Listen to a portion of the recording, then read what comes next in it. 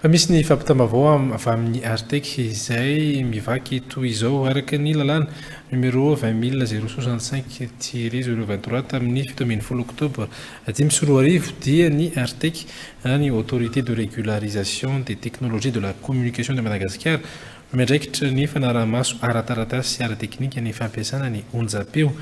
Na dia efa nisy aza ireo hetsika nentina nampahafantatra sy fanarahamaso natao mahakasika ny fampiasana onjapeo dia mbola hita fa misy hatrany ireo mampiasa izany nefa tsy nahazo lalana na tsy manaraka ny finitra efa napetraka. Izany dia miteraka fikorontanana eo amin'ny fandehanan'ireo onjapeo sy fahitalavitra manara-dalàna, fa indrindra miteraka fikorontanana eo amin'ireo mpandraharaha ara-pifandraisan-davitra sy ireo mpisehatra anabakabaka ihany koa. Noho izany ny Artec dia mampilaza ireo mpisehatra rehetra voakasika amin'izany fa hanohy sy hanamafy ny hetsika fanarahamaso ny fampiasana onjapeo, fa indrindra ny fampiasana ny onjapeo radio elektrika sy ireo émetteur napetraka sy ampiasaina amin'izany manerana ny nosy. Ny fanarahamaso izay eo atao dia hijerena raha manara-dalàna ireo fitaovana ampiasaina na an-taratasy na ara-teknika.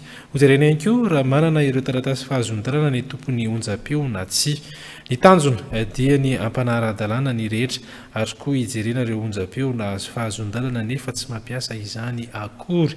Ny tsy fahatombanana sy fanjikan-dalàna rehetra dia hita mandritra ny fidinana ifotony dia andraisana fepetra avy hatrany, mety ho tonga hatramin'ny fanakatonana ny onjapeo na ny fanesorana aminy ireo fitaovana ampiasaina.